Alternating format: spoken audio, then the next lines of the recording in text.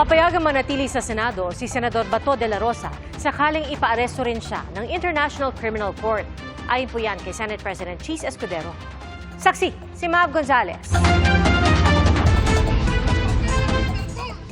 Sabi ni Senador Bato de la Rosa nung nakaraang linggo, sakaling may lumabas na arrest warrant laban sa kanya, kaugnay sa crimes against humanity dahil sa drug war ng Administrasyong Duterte. First, of course, i-avail ko muna yung protection ng Senado. Sa ilalim ng 1987 Constitution, hindi pwedeng arestuhin ang senador o kongresista para sa mga kasong hindi hihigit sa 6 na taong kulong ang parusa habang may sesyon ng Kongreso.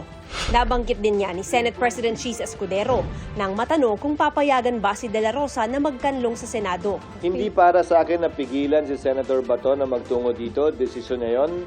Pero ang hangganan siguro noon ay hanggang makakuha at klaro na kung anong magiging pasya ng korte kaugnay sa kanyang pag-avail ng kanyang judicial remedies na karapatan niya. Hindi nakabase sa batas, pero nakabase sa tinatawag na institutional courtesy. Hindi papayagan ng Senadong arestuhin ang sinumang miyembro niya sa loob ng Senado, lalo na kung merong sesyon. Nangyari na aniya ito nang ipaaresto si Nooy Senador Laila de Lima noong 2017 na isang araw munang natulog sa Senado bagamat kusa ring sumuko kinalaunan. Nangako rin ng Senado noong 2014 na hindi papayagang arestuhin sina dating Senador Juan Ponce Enrile, Senador Jinggoy Estrada at Senador Bong Revilla bagamat kusa naman silang sumuko kaya hindi na nagkubli sa Senado. Hindi naman nagtakda ng time limit ang mga nagdaang Senate President. Pero malinaw din aniyan na hindi naman unlimited ang pananatili sa loob ng Senado. Hindi naman sa habang panahon, hanggat mabigyan siya ng sapat na panahon na magkaroon ng linaw o pagpapasa yung kanyang judicial remedies. Hindi naman siya unreasonable. May mga sitwasyon na yung senador mismo isinuko yung kanyang sarili makalipas ang 1 araw, 3 araw, 5 araw, 1 linggo, 25 araw. Ilang beses nabanggit si De La Rosa sa ICC Prosecution's urgent application para sa warrant of arrest laban kay dating Pangulong Rodrigo Duterte.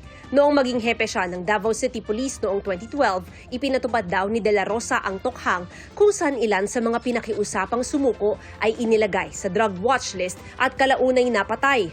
Sa estratehiya sa Davao ibinatay ang Project Double Barrel na inilunsad noong maging hepe ng PNP si De La Rosa. Batay sa dokumento, dumami raw ang napatay, na inendorso naman daw ng administrasyon at isinama sa accomplishments na iniulat sa publiko. Nabanggit din ang isang talumpati ni De La Rosa sa mga drug addict sa Bacolod na nanawagang patayin nila ang mga drug lord at sunugin ang mga bahay nila. Pagdating ng araw,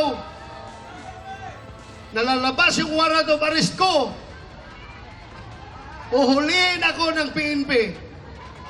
Ito lang masasabi ko sa inyo. Ito lang masasabi ko sa inyo.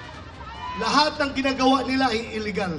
Ayon naman sa PNP, wala pa silang namomonitor na bagong arrest warrant mula sa ICC. Pagdating po doon sa procedure po ng pag-aresto ay kung maaari lang po is huwag ng pag-usapan.